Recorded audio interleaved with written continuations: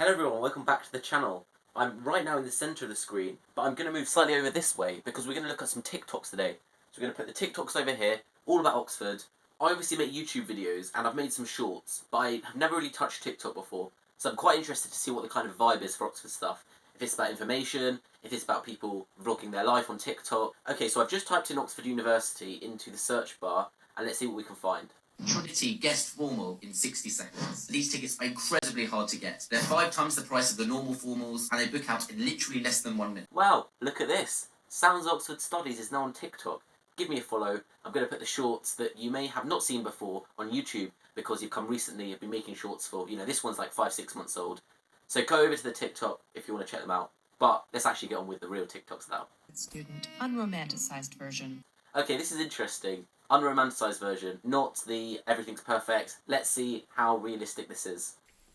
Honestly, I just spent hours and hours working on my dissertation in the library. I can imagine that's quite true. Especially if you're a grad student, you don't really have contact hours. And here we actually have a really nice library. I think this is part of the Bodleian. I tried to go in once with a friend, but this specific room you're not allowed to bring bags in. You've got to pay to use a locker or something. So I'll go there in the future. This is a really nice library area. Then I put on some heels and some lipstick, went over to the Natural History Museum. I thought about this recently. I went literally the whole year without going to any Oxford museums. I'm just too stressed out about work, doing the work to do it in my free time. Here she is clearly going to the Oxford and Cambridge Club, which is a thing that I don't even know if it's for undergraduates, but I didn't get involved in that. Dear romanticizing Oxford. There really is a bit of a trend of making Oxford sound a bit worse or maybe more realistic, whatever you want to call it. It's clearly the vibe of TikTok for Oxford so far.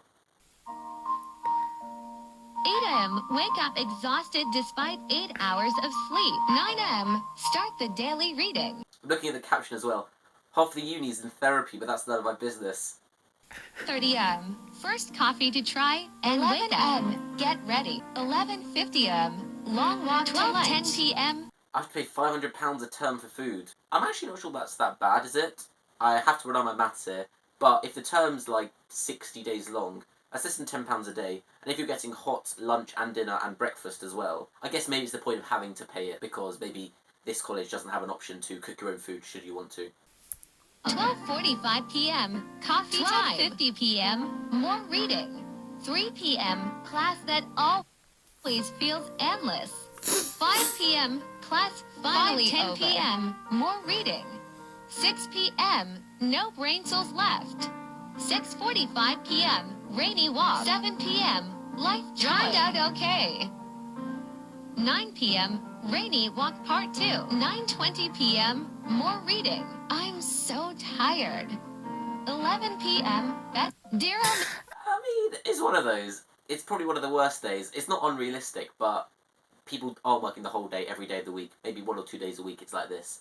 But even she managed to get in life drawing, and she went to bed at 11, so, she's not working through the night at least. College doesn't give you a kitchen, so you have to eat in home every day. Okay, here's another one actually. So this is at Christchurch, we can recognise. I've been to Christchurch a few times and the dining hall. But clearly there are a lot of colleges that you have to go to the dining hall because there aren't kitchens. In Trinity, which is my college, technically there are kitchens. There's a bunch of different rules about who can go in which kitchens, and some of them aren't that good. Like, I can make pasta and stuff. Clearly some colleges can't. That is a thing worth knowing, I guess. And if I were on TikTok before I was choosing a college, if this was important to me, and I think it is important, you want to at least be able to have like a stove where you can make pasta or just some basic stuff for cheapness or speed, or you don't want to speak to people over that meal, whatever it is. That's an important thing for a college, I would say. Here we go, another, what I imagine study at Oxford would be like, and maybe in reality it's going to be much worse than this person thought.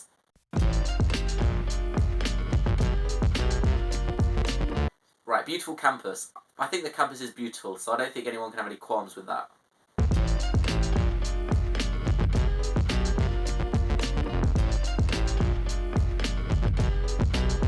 Celia walks to class. I guess that's the same as the campus. I think that is still accurate.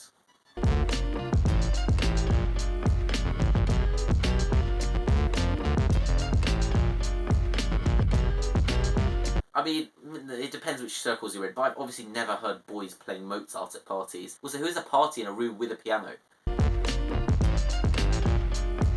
College bars on campus. There's also a big difference in terms of which ones get used at some colleges and other colleges really, they don't get used. Our college is one that doesn't particularly get used. But it is a nice thing if it happens, I guess.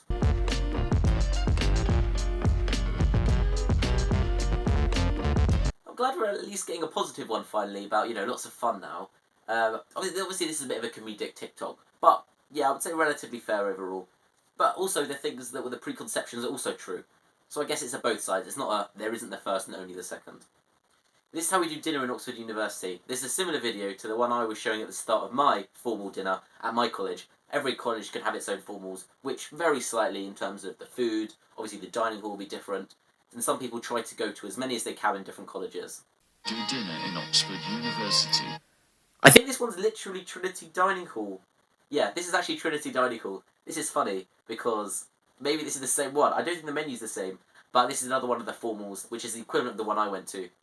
They're actually redoing our dining hall now, so if I ever show it a video again in the future, it will look different. I'm trying to see if I can spot those people. I actually can't. I don't know who they are.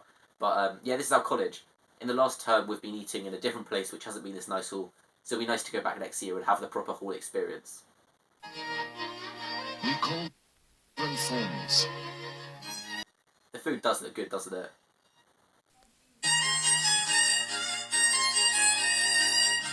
Now this is a TikTok I think I've seen before that's just cut naturally for me.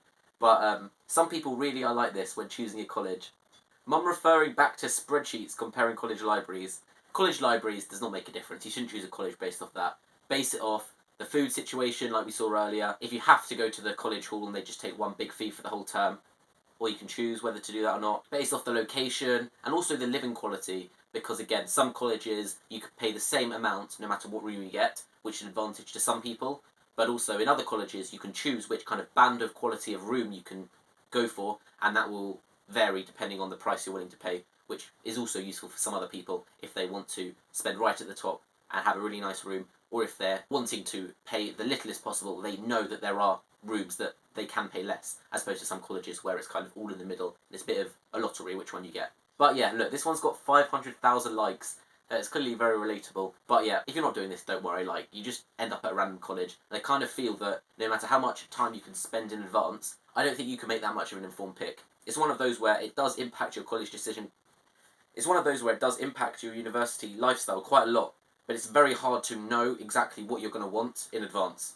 Fly or Deny, the series where I do your college research for you. Here are 4 things you should know about Oxford. Number 1, ever get tired of gigantic lecture classes? Oxford's tutorial system gives you extremely personal attention from world-beating subject experts alongside only 1 or 2 other students. You'll usually write an essay in preparation and then have an in-depth, challenging discussion on the topic. Students often credit tutorials for teaching them to think for themselves. Number 2. Somewhat true. You, of course, still get big lectures. The tutorial system is good. In-depth discussion, maybe. Often it's you haven't managed to finish the problem sheet or finish the essay, so your tutor just runs you through the basics. Helps you think for yourself, maybe. I think you think for yourself anyway, I don't think it's like the tutorial system is the thing that changes it for you. Oxford doesn't have a central campus. It's actually comprised of 30 colleges and halls spread throughout the city. Each college has its own dining hall, bar, library, laundry, and music rooms.